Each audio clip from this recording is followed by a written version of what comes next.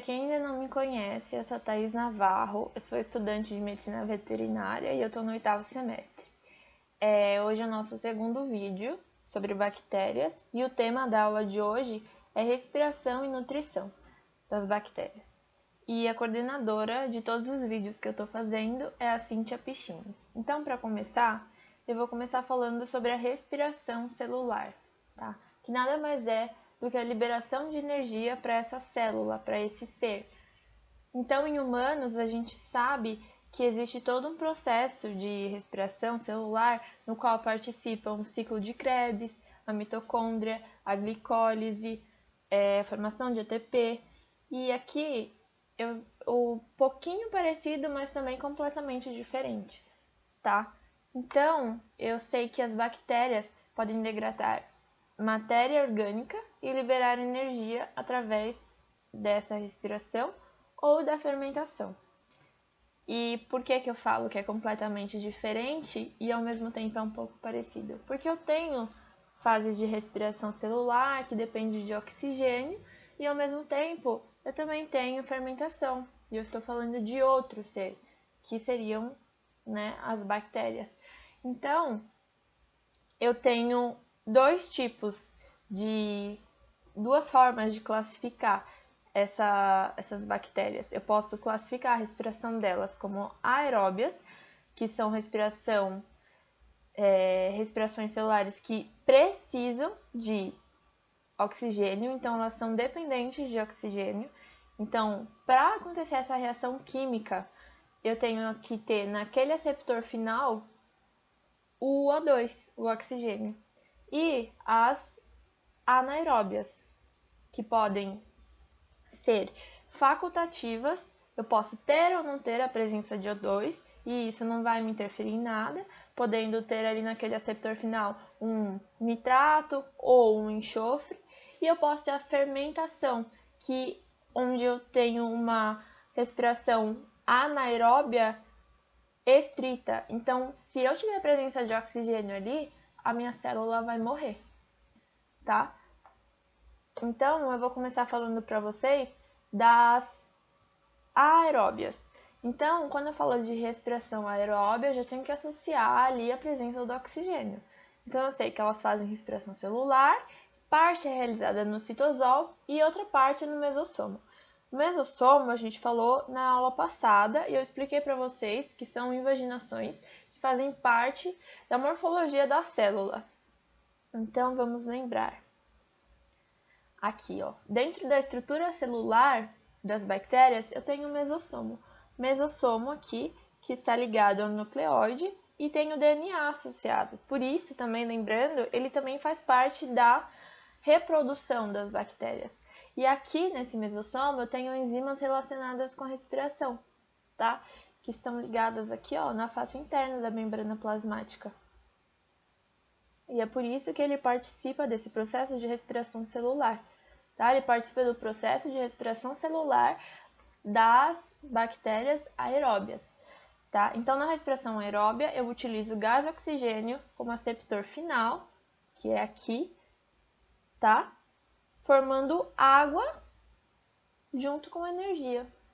Então, eu tenho a glicose. A glicose é um açúcar normal no metabolismo, nesse processo de respiração. Sempre vou ter a glicose, tá? Participando em todos os processos de respiração. A gente vai ver aqui pra frente. E aqui eu tenho o oxigênio, porque eu estou falando de uma respiração celular aeróbia. E aí eu formo o quê? Dióxido de carbono, água e energia, tá? Então, é importante lembrar aqui, nessa reação, só a presença do oxigênio. Eu não acho que seja importante vocês, preciso decorar a fórmula de reação química. Não, acho que seja mais importante a gente sempre lembrar a base. Então, o que eu preciso para fazer uma reação química aqui que faça que aconteça a respiração? Eu preciso de glicose e eu preciso de ar, preciso de oxigênio. E aí eu vou formar o quê? O que entra glicose e oxigênio, vai sair dióxido de carbono água e energia, tá? Essa energia vai ser armazenada temporariamente na forma de ATP e uma parte vai ser perdida na forma de calor, tá? Então eu acho que isso que importa, a gente saber a base dessa reação. O que eu tenho aqui que está fazendo isso funcionar, tá? Eu acho que isso é o mais importante.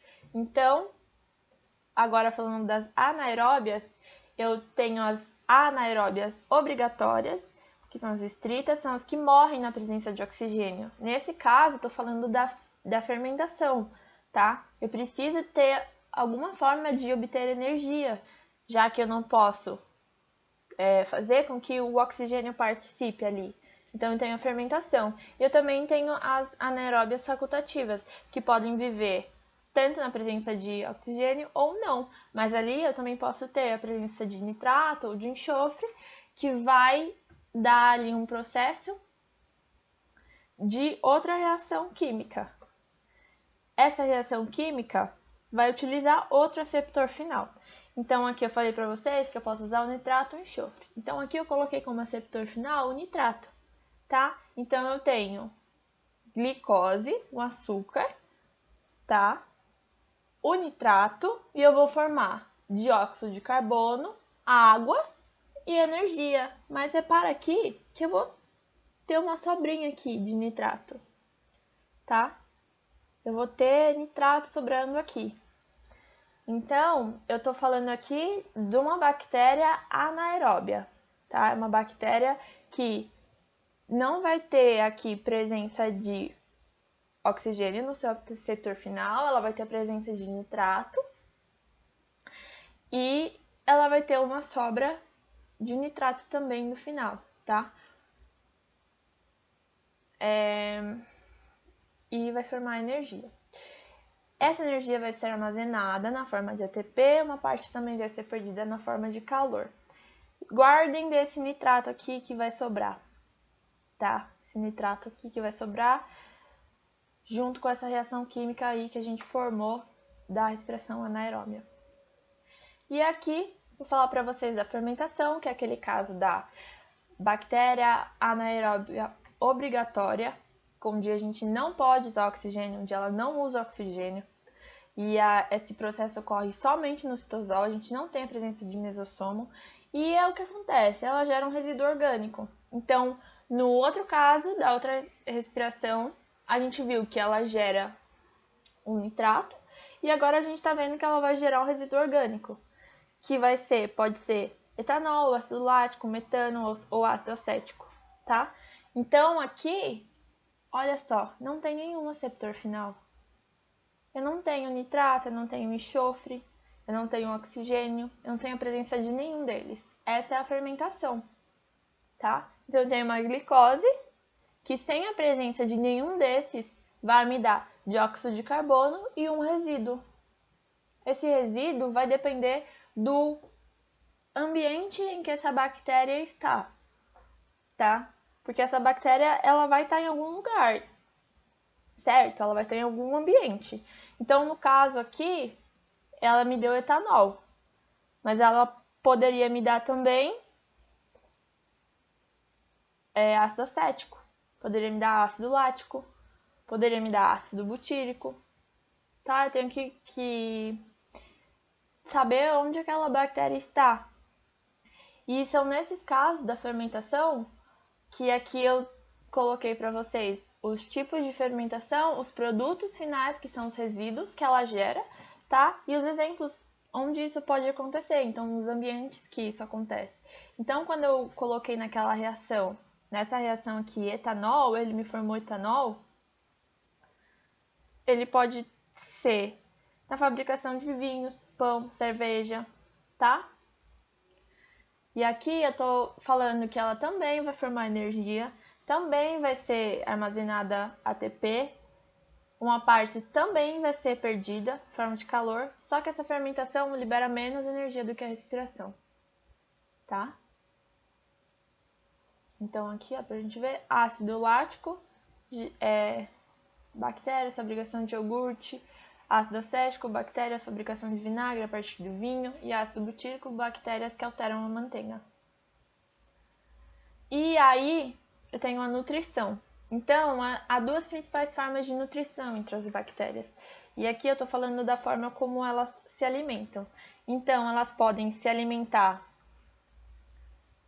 elas mesmas podem fazer o seu alimento, ou elas podem pegar de fora. Mas aí elas se dividem. Se elas vão pegar de fora, elas vão pegar de fora. Se elas vão fazer, elas vão fazer. Então, eu posso chamar elas de heterotróficas, que liberam enzimas digestivas no ambiente e realizam digestão extracorpórea. Então, elas liberam essas enzimas digestivas, realizam essa digestão dessa alimento, né, que elas vão ter ali, e depois elas vão comer aquilo. Ou elas podem ser autotróficas, então elas produzem o material orgânico a partir das substâncias orgânicas para elas mesmas. Então elas mesmas produzem aquilo que elas vão comer, tá? Então, falando das heterotróficas, então eu falei para vocês, liberam enzimas digestivas no ambiente, realizam a digestão extracorpórea, e os produtos que eu gero dessas enzimas digestivas e dessa digestão extracorpórea são absorvidos e utilizados pela própria bactéria, tá? Ela não produz o que ela vai comer, ela vê aquilo que ela vai comer, ela libera as enzimas e depois ela come. E aí existem vários tipos de relação interespecíficas que as bactérias heterotróficas podem participar. E um dos tipos, eu coloquei 3 tipos aqui, e um dos tipos é o comensalismo. Então, o que é o comensalismo? Quando elas se encontram associadas com benefício para uma delas, mas sem prejuízo para outras. Um exemplo disso é a nossa microbiota intestinal. Então, a gente sabe que a gente tem no nosso intestino bactérias e a gente chama elas de bactérias do bem. Só que pra gente não faz diferença. Essas bactérias que estão aqui não estão prejudicando a gente em nada. E essas bactérias, elas precisam estar aqui, porque se elas saírem daqui, elas vão morrer. Então, seria nesse caso o benefício para as bactérias e para a gente não faz diferença, não tem prejuízo, tá? Mas também sem benefício. Então, esse é o caso do comensalismo. Um exemplo do comensalismo é a microbiota intestinal. Já o mutualismo, eu estou falando da associação de dois seres vivos. Então, os dois são beneficiados. E aí eu gero uma dependência mútua, porque os dois são beneficiados, então ali os dois vão querer ser beneficiados. Então, eu vou gerar uma dependência para os dois. Então, eu posso falar de um exemplo que é muito conhecido, que são as bactérias no estômago de ruminantes, são bactérias no rumen. As bactérias que moram no rumen são elas que fazem a digestão das plantas para os ruminantes. Quem são os ruminantes? As vacas, tá? Os pequenos ruminantes, as cabras, tá? Então, carneiro, eu preciso que essas bactérias estejam ali, porque se elas não estiverem ali, aquela vaca não vai conseguir digerir aquela planta, não vai conseguir se alimentar, vai morrer, tá? Da mesma forma, aquela bactéria precisa estar ali porque ela precisa se alimentar. Então, a bactéria estando naquele rumen, ela se alimenta e desse alimento ela libera carboidratos para aquele animal e esse animal consegue fazer digestão. Então, você vê como é um benefício mútuo, um depende do outro nesse caso. Então, é o mutualismo.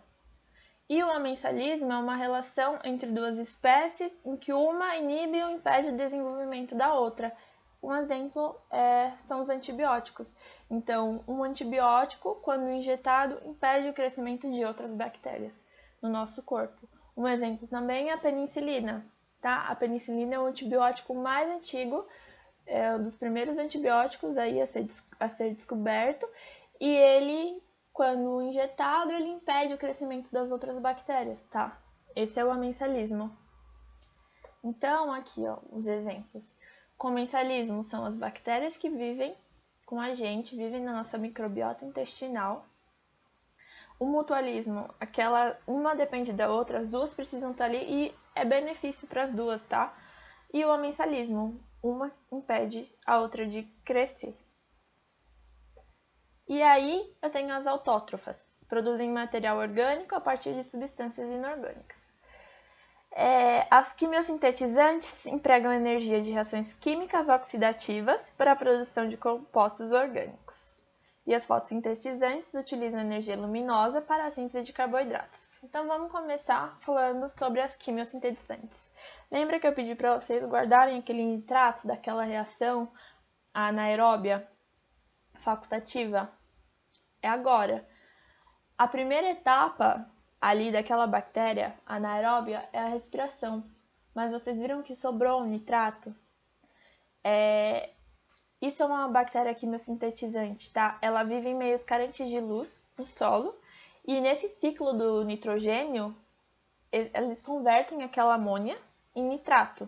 Então, aquela amônia, tá? Ela tira, sobra aquele nitrato, e esse processo, esse nitrato que sobrou também vai servir de energia. Então, ela vai poder comer aquilo que ela mesma produziu da sua própria reação química de respiração. Então, são duas etapas. Primeiro, ela passa por uma reação química em que ela vai respirar e aquilo que sobrou, aquele nitrato que ela sobrou, que ela fez e sobrou para ela da respiração dela, ela vai se alimentar. Essa é a segunda etapa.